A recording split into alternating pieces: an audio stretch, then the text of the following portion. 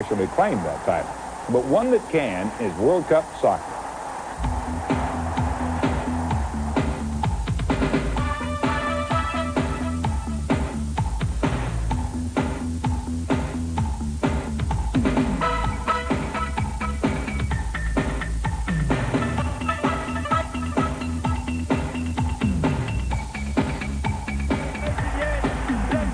There is no greater spectacle in international sport than the World Cup. 1986 witnesses one of the finest finals ever. France and Brazil meet in this quarterfinal, and Francis Platini ties this match at 1. A match plagued with a fierceness that produces more than its share of penalties.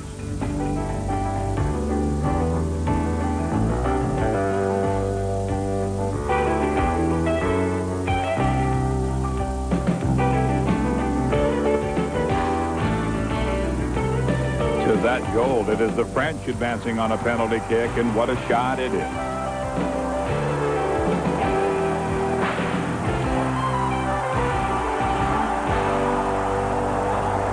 There is perhaps no better or well-known athlete in the world than the great Maradona.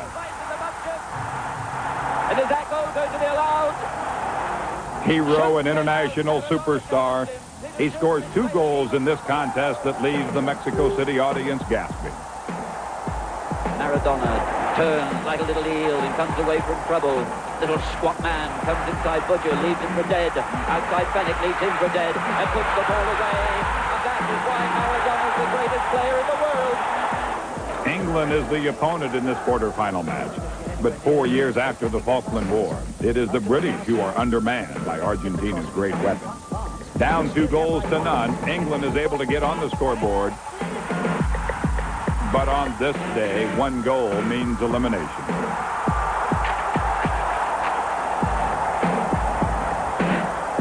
The other great personality in this tournament is West Germany's Rummenigge.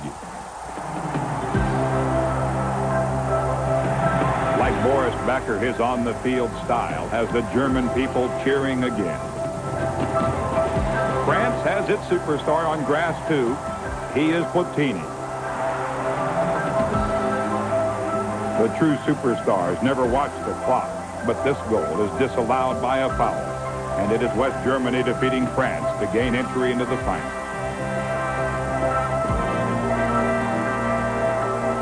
The other semifinal is between Argentina and Belgium, and the second half belongs to Maradona again.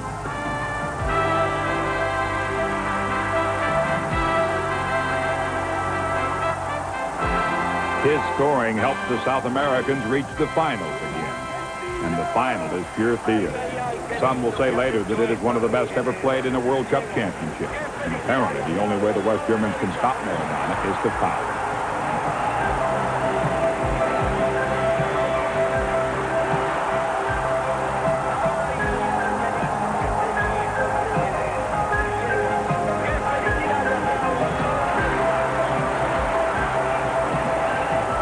With a chance to take a 2-0 lead, the Argentinians miss on the free kick.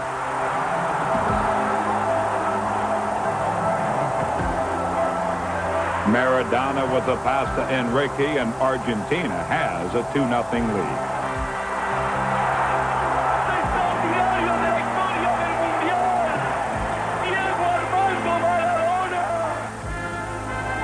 The West Germans managed to come back to tie the 1986 World Cup Championship.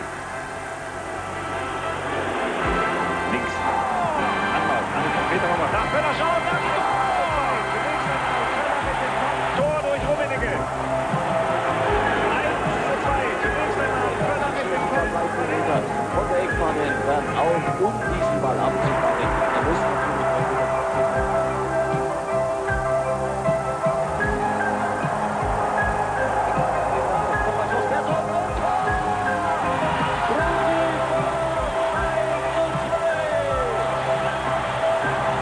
But again, Argentina's Maradona manages a pass and breakaway for the South Americans' Barushka, scoring the winning goal. And Argentina celebrates another World Cup championship. These great shots have been provided to us exclusively from the soon-to-be-released film of the 1986 World Cup, Hero.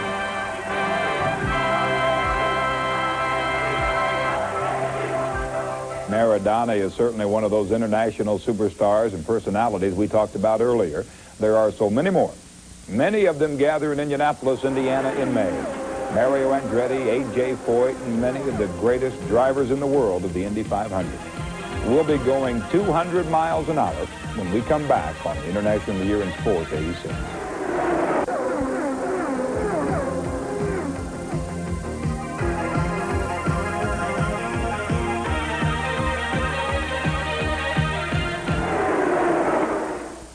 They call it the greatest spectacle in racing, and when it was over, Bobby Rahal would outrace some of the sport's marquee names and win the Indy 500 in record time. Never has anyone gone faster at Indy.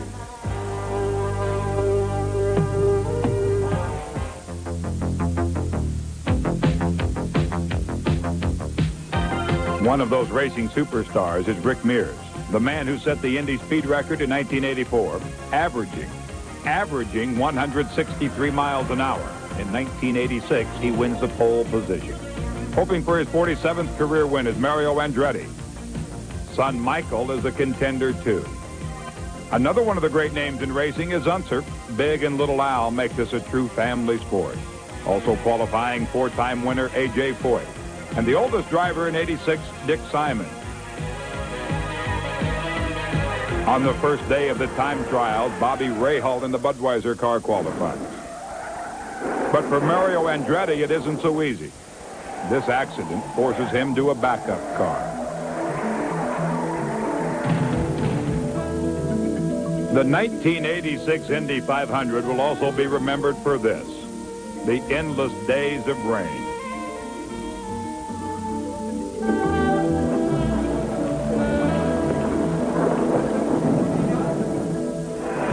Finally, after a week's delay that seems more like a month for the drivers, it is race day.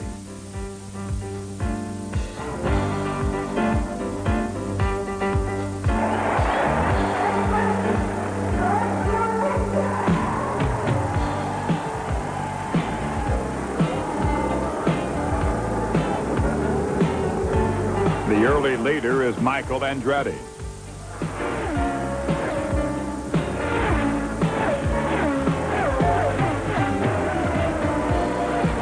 The long wait, but an early departure for Tom Sneva. Mario Andretti's day ends early, too, and the yellow flag brings Rick Mears, the new leader, into the pits. Mears leads the race for 77 laps. For A.J. Foyt, lap 15 is his final one. The final laps are a duel between Kevin Cogan and Rahal. Under the caution flag, the drivers behind Cogan fear the race could end this way. But it's a go on lap 197 and a go for a classic finish. Bobby Rahal, driving his March Cosworth, passes Cogan with 2 laps to go, and the finish is the second closest ever. Bobby Rahal wins the 70th running of the Indy 500, averaging 170 miles an hour.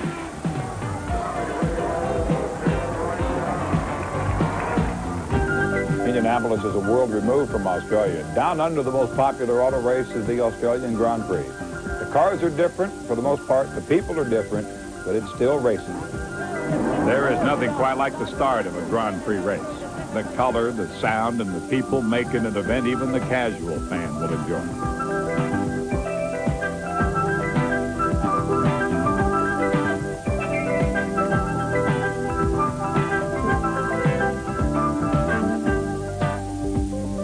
At the Australian Grand Prix, Keke Rosberg is the early leader. Behind the wheel of Formula One racing, where the slightest mistake and you're off track. Rosberg, our leader, is out with the blown tire. Nigel Mansell is next. That's Mansell. That is Nigel Mansell. And the car absolutely shattered. He's fighting for control. You can see what's happened. Mansell is out of the race. Nelson Piquet, winner of the Brazilian, German, and Hungarian Grand Prix, pits, while Alain Prost takes the lead with 15 laps to go. As Mansell watches, Prost wins in one of his best years on the circuit. It's another victory for Alain Prost.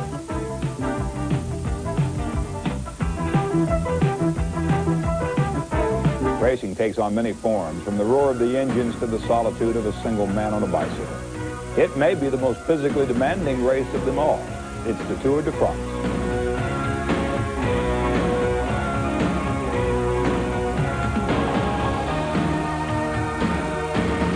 The winner is Greg LeMond, the first winner ever from the United States. His challenger and teammate, the great Bernard Hinault of France, the overwhelming favorite, retiring after a legendary career. Time trial is really what we call the race of the truth. I mean, there's no team tactics, there's nothing involved. It's just the strongest guy wins. And it came at the end of the Tour de France when that's the truest test of all, at the end of the Tour de France. Even though LeMond falls in the trials here, he was still within 30 seconds of Hinault's time in the trials.